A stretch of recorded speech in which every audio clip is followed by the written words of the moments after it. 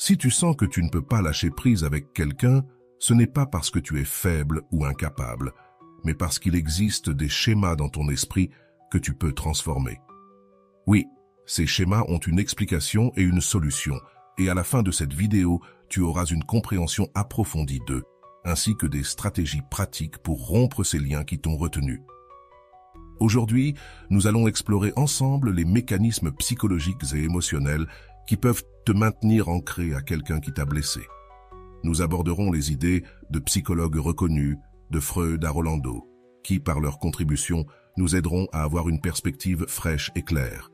Ce processus d'apprentissage sera un voyage vers ta propre compréhension émotionnelle, où tu découvriras des aspects de ton attachement que tu n'avais peut-être pas remarqués auparavant. Dans cette vidéo, nous allons nous plonger dans un sujet qui affecte de nombreuses personnes et qui constitue souvent l'un des plus grands obstacles à la paix intérieure, la raison pour laquelle tu ne peux pas laisser partir quelqu'un qui t'a blessé. Ce thème touche probablement les profondeurs de tes émotions, et durant cette vidéo, tu comprendras pourquoi l'attachement à une personne qui t'a fait du mal peut être si difficile à relâcher. Pourquoi, malgré des expériences douloureuses, il te semble presque impossible de laisser partir et d'avancer. Ici, tu trouveras les réponses. Je te promets qu'à la fin de cette vidéo, non seulement tu comprendras pourquoi il est si difficile de laisser partir celui ou celle qui t'a blessé, mais tu découvriras également comment libérer ton esprit et ton cœur. De plus, je te donnerai des outils puissants pour commencer ce processus de guérison et enfin avancer vers un état de paix. Si tu as déjà ressenti que tu es piégé dans un cycle de douleur émotionnelle, cette vidéo sera une lumière pour t'aider à en sortir. Donc, si tu es prêt à comprendre les raisons profondes de ton attachement, reste avec moi pour cette exploration. Mais avant de commencer, je vous serai extrêmement reconnaissant si vous appuyez sur le pouce levé, car cela m'aide à faire connaître cette philosophie à plus de personnes. Si vous ne voulez manquer aucune vidéo, abonnez-vous et activez la cloche. Commençons. Je veux que tu te poses quelques questions. Crois-tu que la façon dont tu as été aimé ou traité durant ton enfance influence le type de partenaire que tu attires? As-tu remarqué que d'une certaine manière, les personnes que tu choisis reflètent des aspects des relations que tu as vécues durant tes premières années? Pense à cette personne dont il te coûte tant de te détacher, celle qui semble avoir un lien invisible avec toi, malgré la douleur qu'elle peut te causer. Quelle connexion existe-t-il entre ce lien actuel et la façon dont tu t'es lié à tes parents ou à des figures importantes de ton enfance? Si tu n'y avais pas pensé jusqu'à présent, prépare-toi, car ce que je vais te dire pourrait te faire réfléchir. La revanche de l'enfance peut être plus réelle que ce que nous pensons. Les expériences que nous vivons dans nos premières étapes de vie, surtout celles qui sont difficiles ou traumatisantes, finissent par façonner notre perception de la réalité et nos relations affectives. D'une certaine manière, ce qui se passe durant ces premières étapes laisse une empreinte sur notre être que nous continuons à tenter de réparer dans le présent, bien que ce soit de façon inconsciente. Ce cycle de répétition, cette tentative de réconcilier le passé avec le présent, est ce qui peut te maintenir ancré à quelqu'un qui te fait du mal, mais qui, d'une certaine manière, remplit les vides laissés ouverts durant ton enfance. Si tu penses aux personnes qui t'ont le plus marqué dans ta vie, tu remarqueras probablement qu'il existe des schémas communs dans tes relations actuelles. Robin Norwood, dans son ouvrage « Les femmes qui aiment trop », décrit comment les expériences non résolues de l'enfance, telles que le rejet ou le manque d'attention, nous conduisent à rechercher, dans notre vie adulte, des relations qui reproduisent ces mêmes dynamiques, comme si nous essayions de trouver une solution que nous n'avons jamais eue dans le passé. Ce schéma de répétition n'est pas exclusif à une seule étape de la vie. En fait, il peut surgir de relations avec des personnes significatives à tout âge. Cependant, beaucoup de ces conflits remontent à notre relation avec nos parents. Pour certains, les blessures émotionnelles proviennent de la figure maternelle ou paternelle, ce qui se traduit ensuite par la recherche de liens avec des personnes qui évoquent ces aspects non résolus, tentant de combler ce vide qui reste sans fermeture. Par exemple, si tu as grandi avec une mère absente ou distante, il est probable qu'à l'âge adulte, tu te sentes attiré par des partenaires qui reproduisent cette froideur ou ce détachement émotionnel. Cette connexion inconsciente est ce que Robin Norwood a décrit comme l'amour qui fait mal. Une addiction aux relations où le rejet ou l'indifférence active nos peurs et nos manques les plus profonds. C'est comme si l'inconscient croyait que si nous parvenions à faire en sorte que cette personne nous aime, nous guéririons enfin notre enfance. D'autre part, lorsque la figure paternelle ou maternelle était autoritaire ou contrôlante, l'impact sur notre personnalité peut être très marqué. Celui qui a grandi sous l'ombre de cette domination a tendance à minimiser son moi intérieur, adoptant un rôle soumis face à ses partenaires. À l'âge adulte, on recherche des relations où l'autre exerce un contrôle similaire, reproduisant cette dynamique de mission et de domination vécue durant l'enfance. Ce cycle peut être douloureux, mais il est également incroyablement difficile à briser sans une profonde autoconscience. Le comportement autosuffisant, par exemple, est souvent une réponse à une figure maternelle ou paternelle absente. Dans de nombreux cas, si l'un des parents s'est désengagé émotionnellement, l'enfant peut grandir en assumant des rôles d'adulte et en prenant les rênes de responsabilité qui ne lui revenaient pas. Lorsque cette personne atteint l'âge adulte, elle peut trouver difficile de montrer sa vulnérabilité ou de faire pleinement confiance à son partenaire. L'autosuffisance devient alors un mécanisme de défense face à la peur de l'abandon. Dans des situations comme celle-ci, la personne peut trouver très compliqué de laisser partir quelqu'un qui active ces mêmes sentiments d'insécurité et de détachement, car au fond, elle essaie encore de guérir cette blessure infantile non résolue. Mais, comme le dirait Robin Norwood, c'est un effort vain que d'essayer de combler le vide du passé à travers une relation présente sans une exploration consciente de ses blessures. Ce cycle se répétera sans cesse.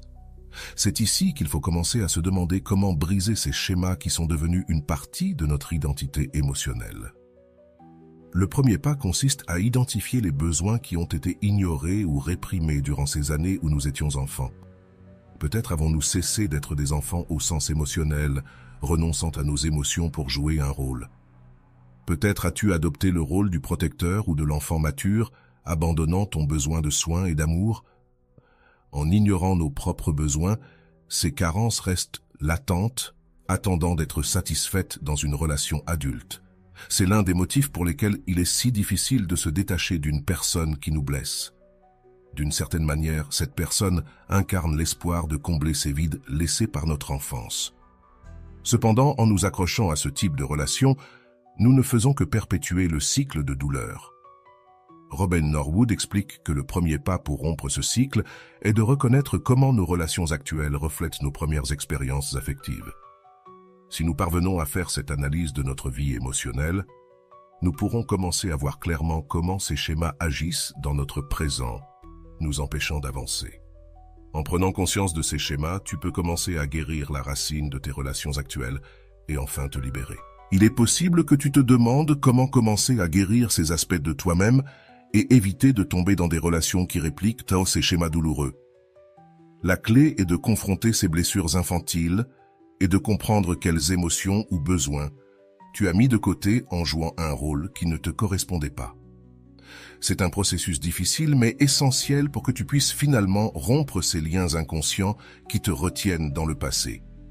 À ce stade, il est important de mentionner une approche qui sera fondamentale dans l'étape suivante. La docteure Nicole Lara, dans l'une de ses vidéos, aborde comment guérir ces blessures périnatales et d'enfance qui sont restées ouvertes. Son travail t'aidera à comprendre les premières étapes que tu peux franchir pour te réconcilier avec ces expériences passées et alléger le poids émotionnel qu'elles entraînent. Nous explorerons plus en profondeur ces stratégies et comment tu peux les appliquer dans ta vie. Il y a 5 étapes pour guérir la blessure du père et nous allons les passer en revue maintenant. La première étape consiste à écrire une note ou une lettre à ton enfant intérieur. Tout d'abord, réfléchis à ton enfance et à toutes les expériences que tu as vécues, ainsi qu'aux choses dont tu avais besoin ou que tu voulais de ton père, mais que tu n'as jamais reçues. Prends un papier ou un carnet dans un endroit sûr et quelque chose pour écrire. Maintenant, utilise ta main non dominante. Si tu es droitier, utilise la gauche. Si tu es gaucher, utilise la droite. Fais-le sans te juger, sans censure, sans te soucier de l'apparence. Prends le temps d'écrire à ton enfant intérieur, permettant à cet être en toi, qui a vécu ces expériences, de savoir qu'en tant qu'adulte, tu comprends non seulement ce qui lui est arrivé, mais que maintenant, tu peux lui promettre que tu es là pour le soutenir. Reconnaître ton enfant intérieur et honorer son expérience initie le processus de guérison. Bien sûr, pour beaucoup, Cela prendra du temps pour réfléchir et écrire, et nous pourrions nous sentir accablés. Peut-être aurons-nous besoin de faire une pause.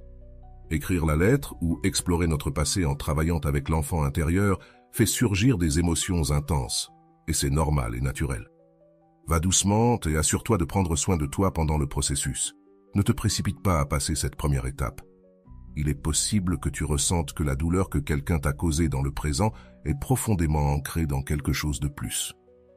Peut-être te trouves-tu à répéter des schémas de relations nuisibles ou à avoir besoin de la validation de personnes qui ne te valorisent pas.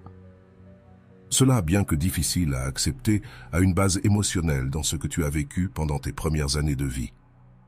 Nos expériences précoces nous marquent de manière inconsciente et peuvent influencer la façon dont nous nous rapportons aux autres. Les psychologues John Bowlby et Mary Ainsworth ont développé la théorie de l'attachement, qui explique comment le traitement que nous recevons dans l'enfance façonne nos relations et notre perception de nous-mêmes. Si tu as du mal à laisser partir quelqu'un, il est possible que ce schéma d'attachement soit actif, ancré à des expériences qui n'ont pas encore guéri. Pour commencer à guérir cette connexion avec notre passé, et en particulier avec l'enfant intérieur qui porte ses blessures, il existe une technique puissante qui peut t'aider à reconnaître, accepter et libérer ses sentiments. La docteure Nicole Lapera recommande d'écrire une lettre à ton enfant intérieur, un exercice qui peut sembler simple, mais qui a un impact profond sur notre esprit et notre cœur. En écrivant cette lettre, non seulement tu reconnais ce que tu as ressenti lorsque tu étais petit, mais tu donnes aussi une voix à cet enfant qui réside encore en toi, portant des émotions non résolues. Robin Norwood, auteur de « Les femmes qui aiment trop », souligne également comment le manque d'amour pendant l'enfance peut nous amener à rechercher des relations dans lesquelles nous essayons de combler ce vide. Cet exercice d'écrire une lettre à ton enfant intérieur est un outil pour stopper ces schémas et commencer à guérir. En écrivant à cet enfant, tu te permets d'accepter ce que tu as vécu et de commencer à libérer la douleur accumulée. Cette pratique n'est pas seulement un acte d'amour de soi, mais aussi d'autocompassion, une façon de donner à ton enfant intérieur l'amour qu'il n'a peut-être pas reçu à l'époque. L'importance de cet exercice est inestimable. Aaron Beck, dans sa thérapie cognitive, explique que nos croyances sur nous-mêmes influencent les relations que nous établissons. En écrivant à ton enfant intérieur, tu peux changer ces croyances limitantes qui sont nées de ton enfance. C'est le premier pas pour changer les schémas de dépendance émotionnelle et commencer à construire des relations saines. Dire à cet enfant qu'il n'a pas besoin de gagner l'amour de qui que ce soit est libérateur et nous permet de rompre avec le besoin de rechercher une validation extérieure. Écrire cette lettre est un acte de réconciliation. William James parlait de l'importance d'intégrer le moi essentiel et de l'accepter dans sa totalité. En écrivant, tu donnes à cet enfant l'opportunité d'être entendu, compris et valorisé. Voici un modèle de lettre que tu peux utiliser pour commencer ce processus de guérison. Tu n'as pas besoin de le suivre mot à mot. Utilise-le plutôt comme un guide pour exprimer tes propres sentiments et expériences. Modèle de lettre à l'enfant intérieur. Cher moi de l'enfance, je sais que tu as traversé de nombreux moments difficiles où tu as ressenti qu'il te manquait l'affection et la compréhension dont tu avais besoin. Je sais qu'à certains moments, personne ne te comprenait et que, bien que ce ne fût pas de ta faute, cela t'a fait te sentir seul et perdu. Parfois, tu as même pensé qu'il y avait quelque chose de mal en toi, que si tu étais meilleur ou différent, tu serais digne d'amour. Aujourd'hui, je veux te dire que ce n'était pas vrai, que tu as toujours été et es précieux. Je tiens à te présenter mes excuses, car en grandissant, j'ai oublié de t'écouter et de te valoriser comme tu le méritais. J'ai commencé à te juger, à penser que tu devais changer pour être accepté. Je me suis convaincu que tu étais faible, que tu ne t'intégrerais pas dans le monde, et au lieu de te soutenir, j'ai essayé de te façonner en quelque chose que je croyais que les autres accepteraient. Je me suis trompé. Aujourd'hui, je sais que tu n'as pas besoin de t'intégrer ni d'être différent de qui tu es. Aujourd'hui, je t'accepte et reconnais que chaque aspect de ton être est unique et mérite d'être valorisé. Je sais que cela te fait mal lorsque les gens ne reconnaissent pas ta valeur, lorsque personne ne voit à quel point tu es spécial. Je veux que tu saches que peu importe si personne ne t'a invité à ces fêtes, si personne ne t'a envoyé un message pour savoir comment tu allais, ou si parfois tu as ressenti que tu étais invisible. Rien de tout cela ne définit qui tu es, ni ce que tu vaux. Je veux que tu saches que pour moi, tu as toujours été suffisant. Je sais qu'auparavant, tu t'es accroché à des personnes qui ne te valorisaient pas parce que tu sentais que tu devais prouver que tu méritais d'être aimé. Je comprends que tu as sacrifié une partie de toi-même pour essayer de gagner l'acceptation des autres et je regrette que tu aies dû traverser cela. Aujourd'hui, je suis ici pour te dire que tu n'as plus à le faire. Tu n'en as plus besoin de lutter, ni essayer quoi que ce soit. Tu es précieux tel que tu es, et personne n'a le droit de te faire sentir le contraire, mon cher enfant. Aujourd'hui, je veux que tu saches que la douleur est terminée. Aujourd'hui, je te donne la liberté de vivre sans les fardeaux du passé. Tu n'as besoin de prouver quoi que ce soit à personne, car tu vaux beaucoup, même si personne ne te l'a dit auparavant. Je suis ici pour te le rappeler. Bien que le monde extérieur ne te le montre pas toujours, je sais que tu es suffisant et que tu le seras toujours. Aujourd'hui, nous allons laisser le passé derrière nous et marcher ensemble vers une vie où tu te sentiras complet et en paix. Fin de la lettre. Cette lettre est un modèle que tu peux utiliser pour te connecter avec ton enfant intérieur et commencer le processus de guérison de ces blessures que tu portes. Selon Carl Rogers, cet acte d'acceptation inconditionnelle est essentiel pour la croissance personnelle. En écrivant cette lettre, tu ne donnes pas seulement à ton enfant intérieur l'amour dont il a besoin, mais tu te donnes aussi la permission de laisser partir la douleur qui a été présente dans tes relations actuelles. Écrire une lettre comme celle-ci permet à l'autocompassion de remonter à la surface, quelque chose qui peut être transformateur. Lorsque tu comprends ton enfant intérieur et que tu lui donnes l'amour qu'il n'a jamais reçu, tu reconstruis ta relation avec toi-même. En d'autres termes, Abraham Maslow, ce chemin mène à l'autoréalisation et à la paix intérieure. En guérissant cette partie de toi, tu commences à cesser de chercher la validation chez les autres et à construire des relations plus saines et équilibrées. N'oublie pas que guérir n'est pas un processus immédiat, c'est un voyage. La psychologue Elizabeth Loftus nous parle du pouvoir des souvenirs et de la manière dont ceux-ci influencent nos émotions et comportements présents. En écrivant cette lettre, tu transformes ces souvenirs, leur donnant une nouvelle signification et te permettant d'avancer vers l'avenir avec une base émotionnelle plus solide. C'est le premier pas pour briser les schémas d'attachement qui peuvent te limiter. En guérissant ta relation avec toi-même, tu ouvres la porte à une vie émotionnelle plus saine et libre des fardeaux du passé. As-tu déjà ressenti que certains aspects de ton enfance affectent encore ta vie actuelle? Sens-tu qu'il y a des sentiments ou des situations qui sont restés inachevés et qui continuent à résonner comme des échos du passé, t'empêchant d'avancer? Tu as peut-être remarqué cela dans la manière dont tu te relèves avec les autres, dans ta réaction face au rejet ou à l'abandon, ou dans le fait qu'à certaines occasions, tu cherches une validation externe pour te sentir précieux. Cela a-t-il un sens pour toi? Ces questions sont fondamentales pour comprendre comment l'enfant intérieur influence tes décisions et émotions actuelles. Que te dirait ton enfant intérieur si tu pouvais l'écouter maintenant? Imagine que cet enfant est toujours là, attendant que quelqu'un le valorise, l'écoute et le valide. Ce processus de reconnexion avec ton enfant intérieur est essentiel pour libérer les émotions qui n'ont pas pu être exprimées ni comprises à leur époque. Selon Carl Rogers, l'un des pères de la psychologie humaniste, l'acceptation inconditionnelle est la clé de la croissance personnelle.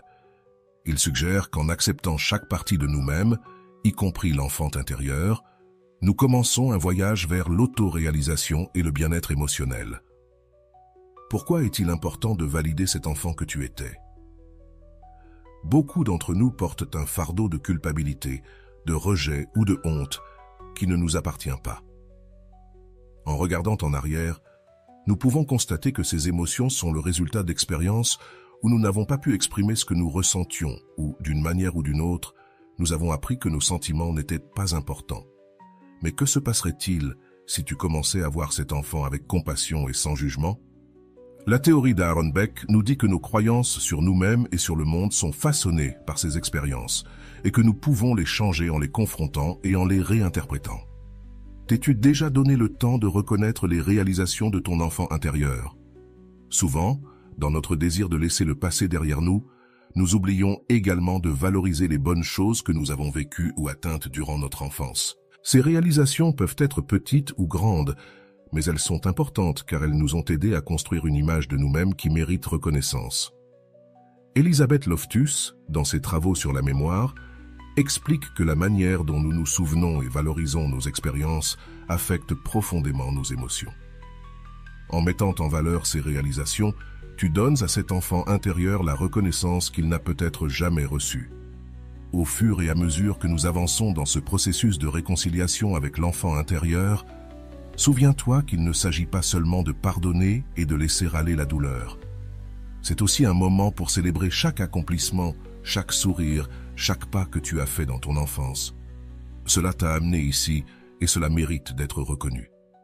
Il y a peut-être eu des moments où tu t'es senti fier, des moments où tu as été courageux, ou même des moments où malgré tout, tu as décidé de continuer. Ce sont des réalisations qui méritent d'être mises en valeur dans le cadre de ton processus d'acceptation et de guérison. Quelles émotions du passé as-tu besoin de reconnaître et de valider? C'est un point clé dans la réconciliation avec l'enfant intérieur. La théorie de l'attachement de Mary Ainsworth et John Bowlby suggère que nos premières expériences avec les figures d'attachement ont un impact durable sur nos relations adultes. Si tu as grandi en te sentant en insécurité ou rejeté, il est probable que tu cherches de manière inconsciente des relations où ces schémas se répètent. Accepter ces émotions et leur donner une place dans ta vie est essentiel pour briser le cycle. Parfois, ce dont nous avons vraiment besoin, c'est de nous dire que tout va bien, que l'enfant que nous étions n'était pas dans l'erreur, brisé, ni moins précieux. William James parlait du pouvoir du jeu essentiel et de la manière dont il doit être reconnu et valorisé pour que nous puissions vivre pleinement. En honorant chaque aspect de ton enfant intérieur, tu valides cette partie de toi qui a encore besoin d'être vue et entendue. Ce n'est pas un acte d'indulgence, mais un pas vers la liberté émotionnelle. As-tu pensé à quel pouvoir réside dans le fait de reconnaître que, malgré les difficultés, tu as continué? Pense à ces moments où, même petit, tu as fait face à des situations difficiles. En valorisant ces réalisations, tu renforces l'idée que, même dans les moments les plus sombres, ta résilience t'a permis de continuer d'avancer. C'est une leçon puissante pour ton enfant intérieur et pour toi-même. Martin Seligman, l'un des fondateurs de la psychologie positive, souligne que reconnaître notre résilience passée renforce notre capacité à surmonter les difficultés présentes. En te réconciliant avec ton enfant intérieur, tu apprends aussi à accepter tes erreurs. Parfois, la honte ou la culpabilité nous empêchent d'avancer parce que nous croyons que les erreurs du passé définissent qui nous sommes. Cependant, selon les mots de Carl Rogers, la véritable croissance personnelle se produit lorsque nous acceptons chaque partie de nous, y compris nos erreurs. En disant à ton enfant intérieur qu'il est normal d'avoir fait des erreurs, tu lui donnes la permission de se libérer de la culpabilité et de commencer à guérir. Tu es arrivé à comprendre que ton enfant intérieur ne cherchait que l'amour et l'acceptation. En regardant en arrière, tu peux réaliser que beaucoup de tes actions et décisions étaient motivées par ce désir d'être aimé et accepté. La théorie du docteur. Frankl, sur le sens de la vie, nous rappelle que nous avons tous besoin de sentir que nous sommes aimés par quelqu'un. En reconnaissant ce désir en ton enfant intérieur, tu lui donnes une place précieuse dans ta vie actuelle, lui permettant de se reposer et de se libérer de la pression de chercher validation. À la fin de ce processus, souviens-toi que tu n'as pas besoin de changer ce que tu étais pour être accepté. Ce dont tu as besoin, c'est d'accepter chaque partie de toi-même sans jugement ni attente. En te réconciliant avec ton enfant intérieur, tu fermes une étape et ouvres une nouvelle porte vers la liberté émotionnelle. En travaillant sur la réconciliation avec l'enfant intérieur, il est important de se rappeler que les événements qui nous marquent ne proviennent pas toujours exclusivement de l'enfance. Parfois, des expériences difficiles de notre adolescence, de notre jeunesse ou de notre vie adulte peuvent également engendrer des blessures profondes. Ces expériences laissent une empreinte émotionnelle qui, si elle n'est pas reconnue, peut nous amener à développer des schémas toxiques. La réconciliation avec notre passé englobe donc chaque étape où ces traumatismes ont pu se produire et nécessite une acceptation totale de nous-mêmes et de nos expériences, quel que soit l'âge à laquelle elles se sont produites.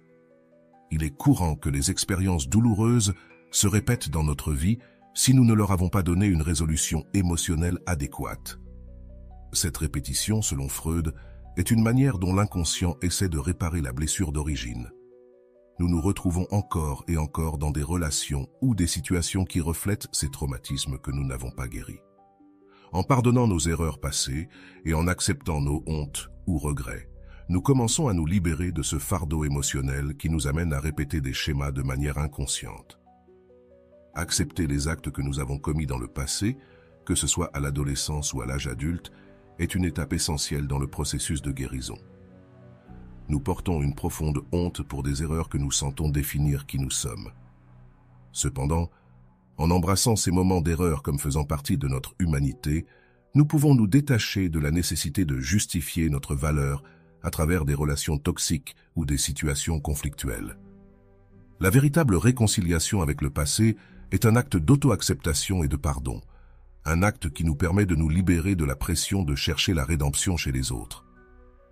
Ce détachement de la nécessité de répéter des schémas nuisibles nous permet également d'identifier quand nous sommes dans des relations qui ne nous apportent ni croissance ni bien-être.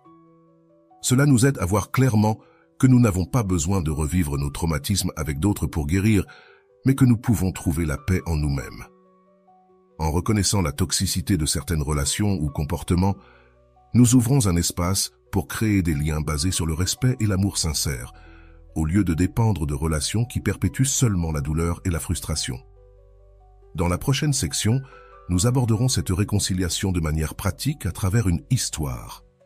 À travers cette histoire, nous verrons comment ces enseignements et concepts prennent vie dans la réalité et comment le processus d'acceptation et de pardon envers l'enfant intérieur peut transformer notre façon de nous relier aux autres. L'histoire commence dans un coin de la ville de Mexico, où Mariela, une femme de 34 ans, marchait à toute allure entre les grands bâtiments du centre financier. Sa vie s'était écoulée dans une routine stricte qui s'étendait au-delà des horaires de bureau.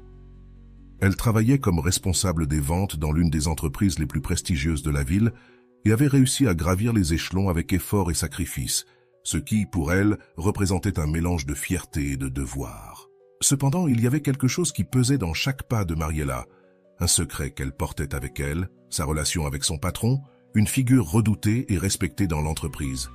Mariela, grande et mince, avec des cheveux foncés et raides tombant sur ses épaules, s'habillait toujours avec des costumes impeccables et élégants, un style qu'elle considérait crucial pour impressionner Fernando, son patron et amant, un homme puissant et contrôlant. Elle faisait tout pour être à la hauteur des attentes qu'il avait, convaincue que sa valeur dépendait de ce qu'il pensait. Dès les premières heures de la journée, Mariela consacrait du temps à choisir sa tenue, s'assurant que le maquillage et chaque détail soient en place. Son but n'était pas seulement le travail, elle voulait avant tout capter l'attention de Fernando. Elle arrivait au bureau avant tout le monde et s'investissait dans les projets avec une intensité qui étonnait ses collègues. Pour elle, prouver sa compétence et son dévouement était une constante dans chaque tâche qu'elle entreprenait. Fernando passait près de son bureau, lui lançant parfois des regards d'approbation ou parfois des mots d'encouragement. Cependant, ces moments étaient fugaces et Mariela attendait plus. Elle attendait toujours plus. La relation entre eux était ambiguë. Dans l'environnement de travail, personne ne savait la véritable nature de leur lien, bien que des rumeurs circulaient dans les couloirs. Quand il l'appelait dans son bureau, Mariela ressentait un mélange d'excitation et d'anxiété. Fernando avait l'habitude de la complimenter en privé avec des phrases calculées qu'elle chérissait, mais en même temps, il était exigeant. Il la critiquait souvent ou lui demandait des améliorations. Mariela travaillait des heures supplémentaires, sacrifiant ses week-ends et restant connectée en permanence, lui envoyant des rapports détaillés et des réponses rapides à ses messages. Souvent, Mariela observait les réseaux sociaux d'autres femmes. Elle rivalisait avec elles en silence, se comparant et regardant leur style de vie. Si elle trouvait quelque chose qui lui semblait pertinent pour attirer davantage l'attention de Fernando, elle l'adaptait à sa vie, montrant sur ses réseaux son propre style de vie, mettant en avant ses réussites et son statut dans une danse constante de validation sociale qui semblait ne jamais finir. Son profil était soigneusement construit. Une femme réussie, sophistiquée, avec une éducation enviable et des contacts influents. Mais derrière ces publications se cachait une insécurité latente, que seul Fernando parvenait à alimenter et à apaiser à sa manière. Les jours passaient et Mariela se retrouvait piégée dans un cycle d'approbation qui la consumait de plus en plus. Invitations d'amis et de la famille arguant qu'elle avait des engagements professionnels importants. En réalité, elle évitait toute activité qui pourrait interférer avec la possibilité de recevoir un message de Fernando ou que celui-ci lui demande quelque chose à la dernière minute. Quand il lui envoyait un message pour se rencontrer en dehors des heures de travail, Mariela laissait tout sans hésiter, se rendant sur place, convaincue qu'il, au fond, la valorisait. Lors d'une de ces réunions, Fernando l'invita dans un restaurant exclusif dans le sud de la ville. Mariela arrive avant l'heure convenue, excitée et nerveuse. Pendant le dîner, il lui parla de sa vision pour l'entreprise, de ses projets et de la manière dont il espérait compter sur elle pour les réaliser. Mariela hocha la tête, ravie à l'idée d'être une partie essentielle des plans de Fernando. Bien qu'au fond d'elle, elle souhaita qu'il voie au-delà de son rôle professionnel et qu'il apprécie la femme qu'elle était, les détails que Fernando laissait entrevoir sur sa vie personnelle la maintenirent accrochée dans une attente constante de quelque chose qui n'arrivait pas. Parfois, il parlait de ses amis et des fêtes auxquelles il assistait, ou des femmes avec lesquelles il sortait. Bien que ses confessions la blessaient, Mariela essayait de ne pas le montrer. Au contraire, elle s'efforçait davantage de lui plaire. Tout ce qu'elle faisait tournait autour de lui. Elle s'adaptait à ses horaires, à ses intérêts, et veillait à être toujours la première à le féliciter lors des occasions importantes ou à lui envoyer un message quand quelque chose de significatif se produisait dans l'entreprise. Mariela en venait à négliger des aspects importants de sa vie personnelle, refusant des invitations d'anciens amis ou même de ses propres parents pour être disponible pour Fernando. Les relations familiales commencèrent à se détériorer et certains de ses amis de l'université cessèrent de la chercher, fatigués de ses constantes excuses et absences. Au fond, Mariela se sentait seule, mais elle pensait que tout ce sacrifice en valait la peine si elle réussissait à conquérir le cœur de Fernando.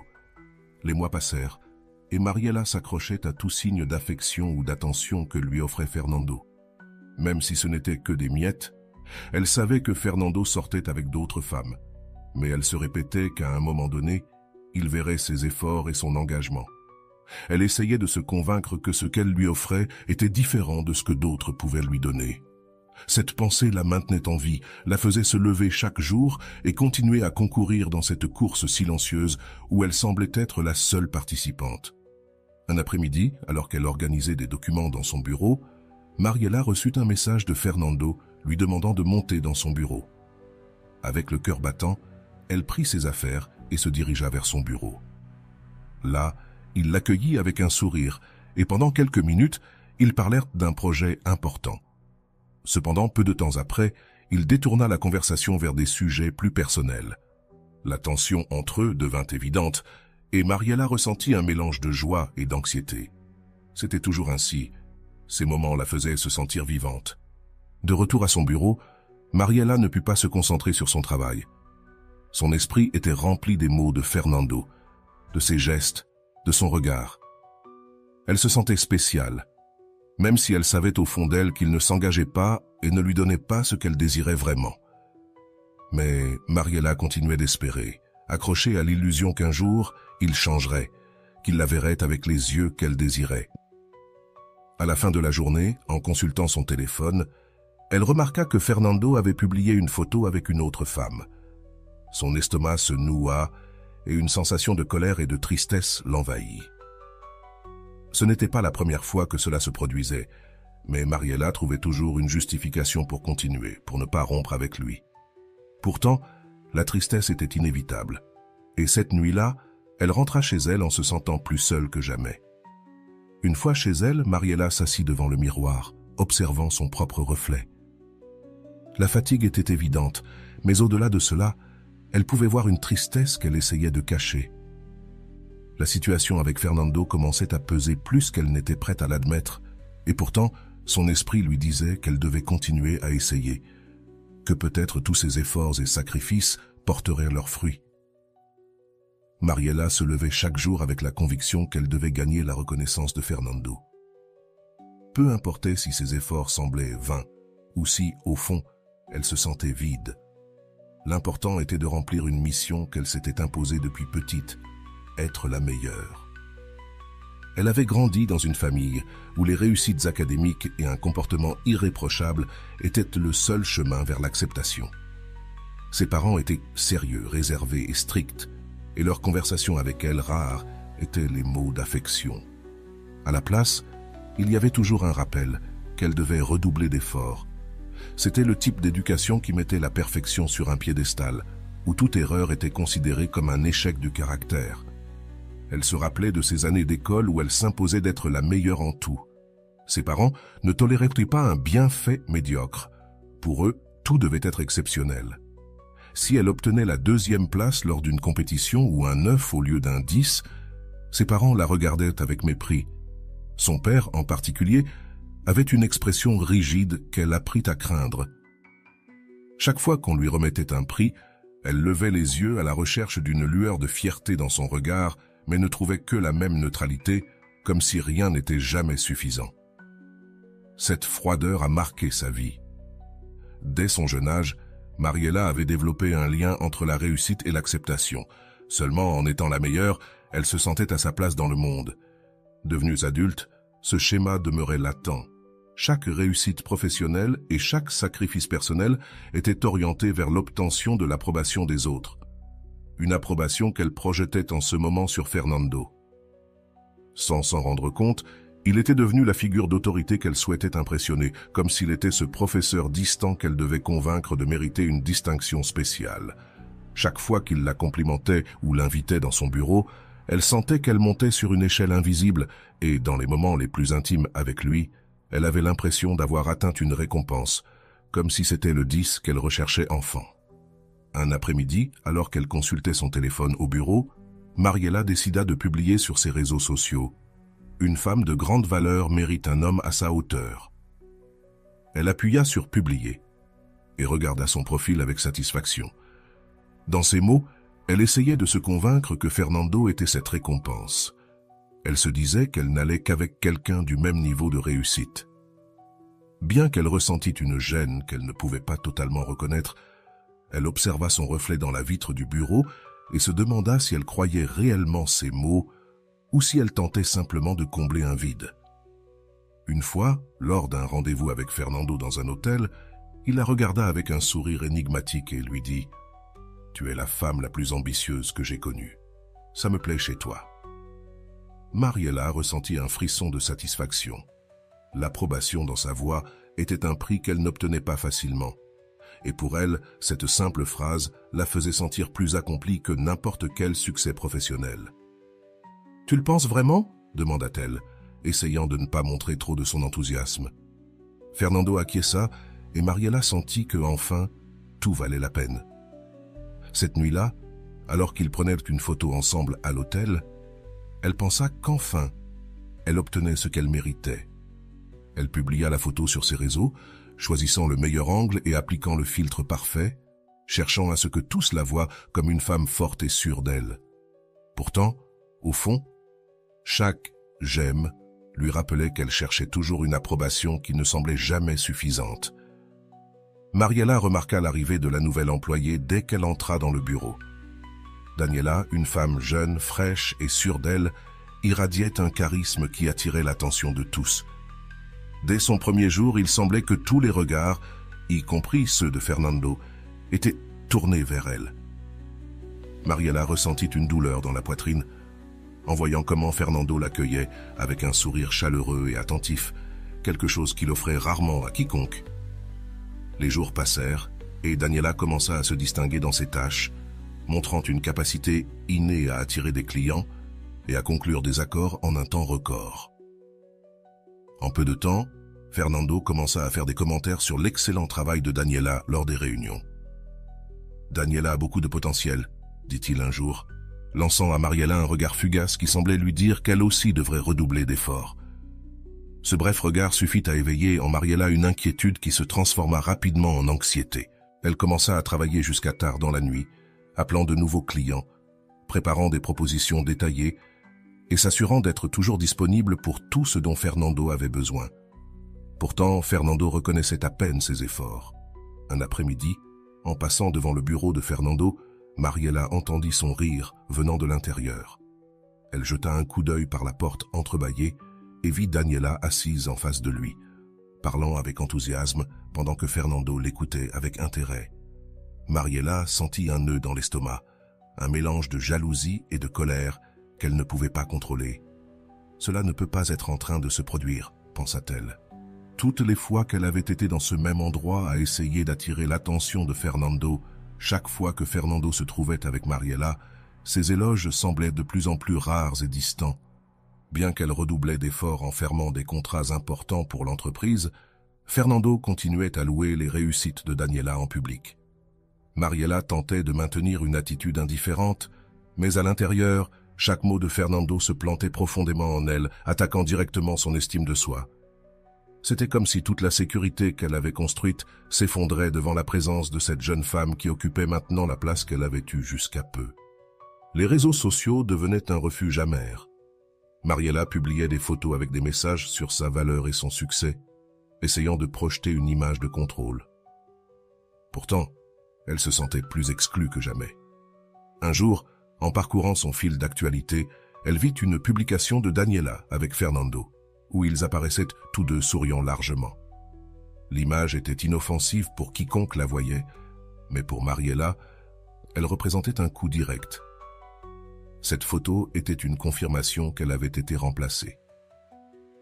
Dans une ultime manœuvre pour récupérer sa position, Mariela décida d'organiser une réunion importante avec un client potentiel qui pourrait générer de grands revenus pour l'entreprise. Elle mit tout son cœur à préparer chaque détail, persuadée que si elle parvenait à conclure ce contrat, Fernando la reverrait comme avant. La réunion fut un succès. Le client impressionné accepta de signer un contrat millionnaire. Mariela rentra au bureau, excitée, espérant recevoir au moins des félicitations de la part de Fernando. Cependant, lorsqu'elle lui parla de l'accord, il se limita à hocher la tête et à lui dire d'un ton inattendu « Bon travail !» Le cœur de Mariela se mit à sombrer en entendant ces mots si vides et distants. Il n'y avait aucune trace de la chaleur qu'elle avait jadis perçue. Fernando la regarda juste un moment de plus avant de reprendre son travail, comme si ce que Mariela avait accompli n'était qu'une tâche parmi tant d'autres. Le véritable coup arriva quelques jours plus tard lorsqu'elle vit une publication de Daniela sur les réseaux sociaux. La jeune femme avait partagé une photo dans un restaurant élégant où, bien qu'elle n'ait pas été en compagnie de Fernando, le contexte et les mots laissaient entendre qu'ils étaient ensemble. Mariela comprit alors qu'il avait choisi Daniela pour occuper la place qu'elle avait tant essayé de préserver. C'était comme si un rideau de réalité tombait devant ses yeux, lui montrant ce qu'elle avait jusqu'alors refusé de voir. Elle n'avait été qu'une de plus dans la liste de Fernando, quelqu'un qu'il pouvait remplacer facilement.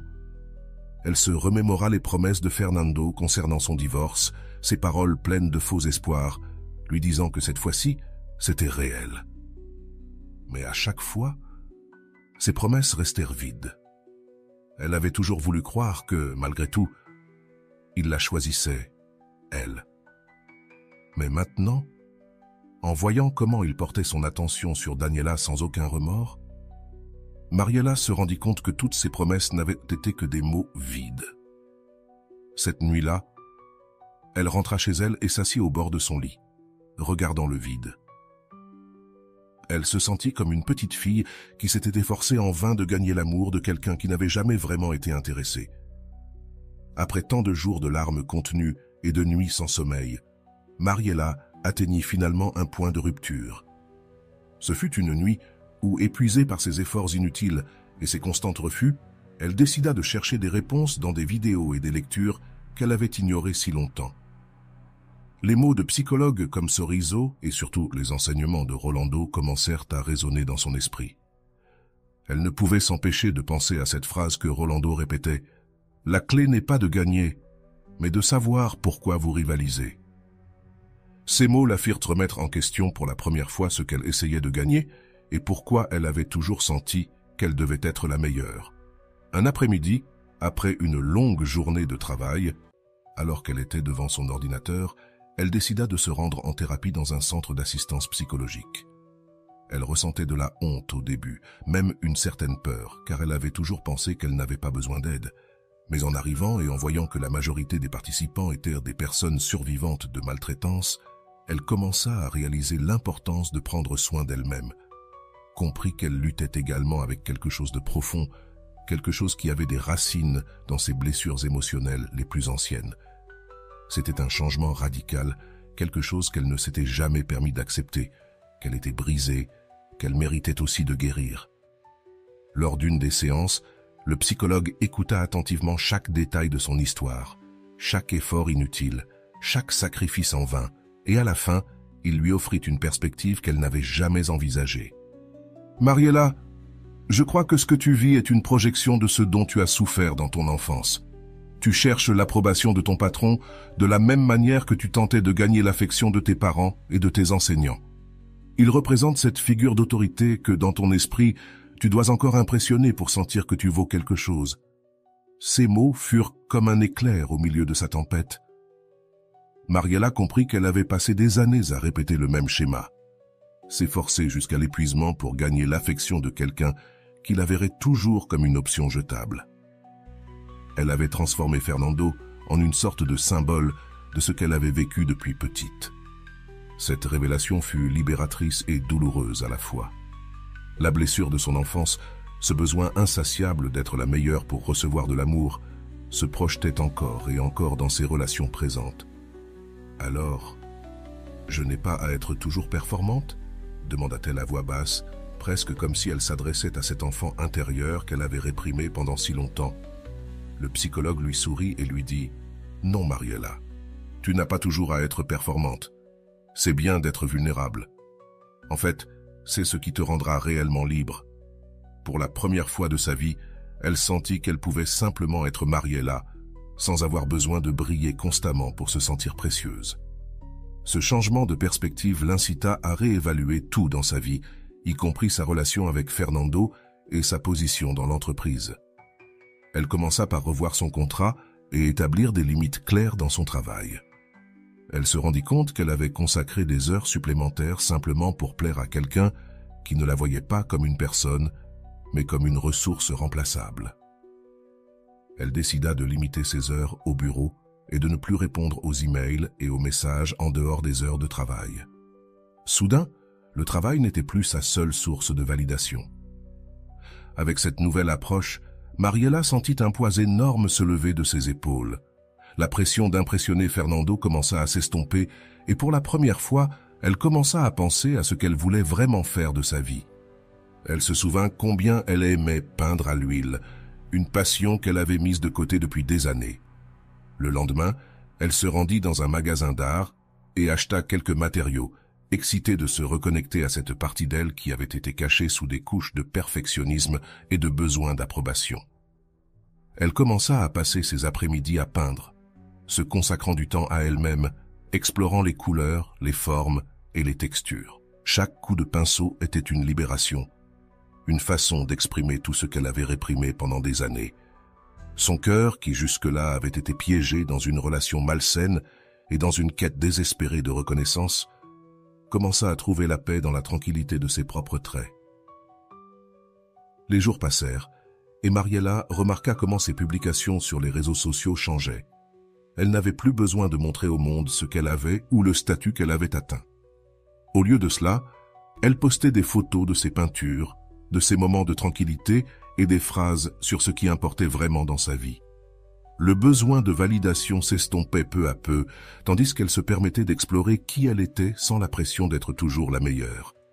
Un après-midi, en peignant, elle se souvint des mots de Rolando. Il ne s'agit pas d'impressionner, mais de comprendre pourquoi nous cherchons à le faire. Pour la première fois, ces mots avaient un sens profond.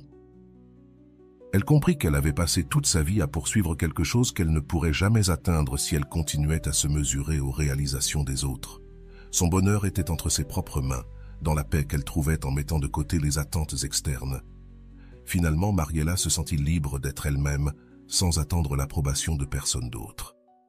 Dans cette partie de l'histoire de Mariella, le véritable apprentissage survient lorsqu'elle parvient à se réconcilier avec cette partie de son enfance qui lui faisait croire qu'elle n'était précieuse que si elle se distinguait, si elle respectait un standard de perfection imposé. Comme l'expose Rolando dans ses enseignements, Mariela découvre que ceux qui aiment vraiment le font sans condition ni attente de succès ou de réalisation. Cette prise de conscience devient le cœur de sa guérison, une révélation qui l'aide à voir que tout ce temps consacré à impressionner Fernando et à chercher l'approbation externe ne faisait que l'éloigner de sa véritable essence. Elle apprit qu'il n'était pas nécessaire de prouver quoi que ce soit pour mériter l'amour de quelqu'un. Être simplement elle-même suffisait. Le chemin de réconciliation de Mariela l'amena à comprendre que l'excellence ne définit pas la valeur d'une personne. Comme le souligne la docteure Nicole Parra, l'enfant intérieur a besoin d'être aimé tel qu'il est, avec ses défauts et ses forces. Dans son processus thérapeutique, Mariela parvint à un point d'acceptation de cet enfant qui avait autrefois cru qu'elle ne serait aimée que si elle obtenait les meilleures notes, les plus grands succès, ou si elle atteignait un statut que ses parents considéraient digne. La guérison est survenue lorsqu'elle a compris que l'amour véritable ne se gagne pas par des mérites ou des réussites, mais à travers l'authenticité et l'acceptation de soi. Une autre idée contribue également à ce processus de guérison en exposant que les personnes qui nous aiment vraiment nous acceptent sans filtre ni attente. Mariela a compris que chercher à être toujours la femme de haut statut était un masque qu'elle utilisait pour compenser son insécurité, cette voix intérieure qui lui disait qu'elle n'était pas à la hauteur. En laissant aller ce besoin, elle a compris que ceux qui l'aimeraient le feraient, qu'elle soit une cadre accomplie ou une simple travailleuse. Cette notion l'a libérée du fardeau d'essayer d'être parfaite, lui permettant d'être vulnérable et ouverte à recevoir de l'amour de manière authentique, sans prétention ni attentes irréalistes. Au fur et à mesure qu'elle approfondissait sa connaissance de soi, elle a commencé à comprendre qu'il n'était pas nécessaire de rivaliser pour un statut, des possessions ou des revenus pour être aimée. En réfléchissant aux enseignements de Goi Koekea, elle a vu que l'amour véritable ne repose pas sur la quantité de biens matériels ou de succès professionnel que quelqu'un possède. Cette leçon lui a permis de se libérer de la pression de paraître sur les réseaux sociaux, de publier des photos et des réussites dans le but d'impressionner. Elle a compris que sa valeur propre ne réside pas dans les objets que l'on possède, ni dans les succès que l'on exhibe, mais dans l'authenticité de qui elle est, indépendamment de la façon dont la société peut la valoriser. Cette transformation l'a également aidé à cesser de chercher à obtenir l'attention et l'approbation de Fernando ou de toute autre figure d'autorité. Goi Koekea affirme que l'amour n'est pas un prix à gagner, mais un cadeau à recevoir de celui qui voit en vous une valeur intrinsèque. En intégrant cette idée, Mariela a commencé à cultiver une relation avec elle-même basée sur le respect et l'acceptation, quelque chose qu'elle recherchait auparavant dans l'approbation des autres. Sa valeur ne résidait pas dans les reconnaissances, ni dans les positions de pouvoir qu'elle pouvait atteindre, mais dans sa capacité à se connecter avec sa véritable essence. Ce processus de connaissance de soi lui a fait rappeler ces mots de la Pera sur le pardon de l'enfant intérieur. Mariela a accepté que son perfectionnisme et son besoin d'approbation étaient des réponses apprises durant son enfance, une enfance où elle cherchait toujours à être la meilleure pour mériter l'affection de ses parents. Elle comprenait maintenant que cet enfant n'avait pas besoin de plus de réussite, mais d'amour et de compréhension. Au lieu de lui reprocher, elle lui a donné la permission d'être humaine, de se tromper et de se libérer du fardeau de l'excellence. En le faisant, elle a cessé de voir son patron et d'autres figures d'autorité comme des personnes à impressionner. Maintenant, ce n'était que des personnes dans sa vie, sans le pouvoir de définir sa valeur. L'apprentissage final que Mariela a intégré a été que personne ne peut combler le vide qu'elle devait elle-même guérir de l'intérieur. Aucun succès, statut ou approbation externe ne pouvait satisfaire l'amour-propre qu'elle devait construire. Ainsi, son chemin vers la réconciliation l'a menée à trouver la paix dans ses propres talents, dans ses propres réussites, sans avoir besoin de les partager pour recevoir reconnaissance. Elle a compris que la véritable valeur de ses réussites ne résidait pas dans l'approbation des autres, mais dans la signification personnelle que ces réussites lui donnaient. De plus, la lecture d'auteurs comme Robin Norwell et l'analyse de ses schémas répétitifs lui ont montré qu'elle projetait dans ses relations adultes le manque d'affection qu'elle avait ressenti étant enfant. En prenant conscience de cela, Mariela a pu se libérer du cycle d'attirer des relations où sa valeur dépendait de la validation externe. Elle a compris que personne ne devait satisfaire ses besoins émotionnels les plus profonds, sauf elle-même, et que lorsque l'amour véritable viendrait, ce serait quelqu'un qui l'aimerait sans attendre qu'elle remplisse une série d'attentes ou de réussites. L'histoire de Mariela nous montre comment l'amour véritable est celui qui permet d'être vulnérable, qui n'exige ni succès ni perfection. Avec ce changement de perspective, Mariela a transformé sa manière de voir les relations et l'amour. Cette compréhension ne l'a pas seulement aidé à se libérer d'une relation toxique, mais aussi à réorienter sa vie vers ce qui lui apportait vraiment la paix.